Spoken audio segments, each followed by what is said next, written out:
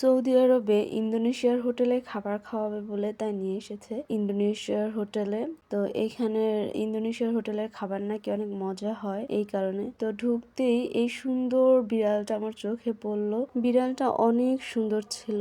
বিড়ালটাকে দেখে আমার নিয়ে আসতে মন চাইছিল আমার সাথে। ভিতরে প্রবেশ করে আমি চারদিকের পরিবেশটা নোটিস করলাম। তারপরে দেখি এখানে সবই ইন্দোনেশিয়ারই লোক, যেহেতু এটা ইন্দোনেশিয়ার হোটেল তারা থাকবে এটাই স্বাভাবিক। তারপর তাদের খাবারের আইটেম গুলো দেখতেছিলাম ভালো করে, তো দেখে মনে হচ্ছে এগুলো সবই ক্রিস্পি জাতীয়। তারপর এই পাশে কিছু খাবার ছিল, এমন না যে অপরিচিত কিছু, আসলে আমরা যা খাই ওরকম কিছুই, কিন্তু ওদের রান্নার ধরন আলাদা, ওদের সবকিছু একটু আলাদা আলাদা, কিন্তু একই জিনিস থেকে হয়তো ওরা রান্না করে। যেমন চিকেন আছে, তারপরে এই যে কলমি শাক দেখলাম, কলমি শাকটা রান্না করছে, মানে আমরাও তো এগুলা খাই, তো ওদের ওখানেও আমি তাই দেখছি। ডিম, বেগুনের তরকারি, মানে অনেক কিছু ছিল যা আমরাও খাই স্বাভাবিক, কিন্তু ওদের রান্নার ধরনটা ছিল আলাদা। কারণ এখানে মানে আসার আগেই আমি শুনেছি যে ওদের খাবারে নাকি কোনো ধরনের মশলা থাকে না, মানে খুবই ভালো নাকি খেতে, তো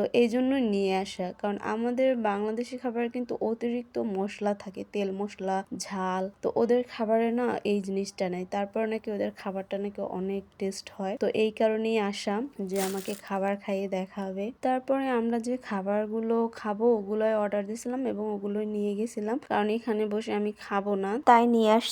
তো ভাবছিলাম যে বাসায় নিয়ে খাবো, পরে দেখি যে না, আগে দেখি গাড়িতে নিয়ে এসেছি এবং গাড়িতে বসে টেস্ট করেছিলাম। ছিল চিংড়ি মাছ, ডিম এবং চিকেন, আসলে সবগুলোই মানে অনেক টেস্ট ছিল এবং বেশিরভাগই আমি দেখি যে আসলে ওরা কোনো ঝাল, তেল, মশলা দেয়নি এর ভিতরে, শুধু ছিল টমেটো সস। যতটুকু বুঝলাম বেশিরভাগই টমেটো সস দিয়ে, মানে আমরা 3টা আইটেম নিয়েছি আর 3টা আইটেমের সাথে সস অ্যাড করা ছিল, মানে টমেটোর যে সসটা ওইটা, মানে মিষ্টি একটা ভাব আছে। যারা মিষ্টি খেতে পছন্দ করে তাদের জন্য ভালো, কিন্তু আমার জন্য একটু স্পাইসি হলে ভালো হতো। এর টেস্ট ভালোই ছিল, ভালোই লাগছিল।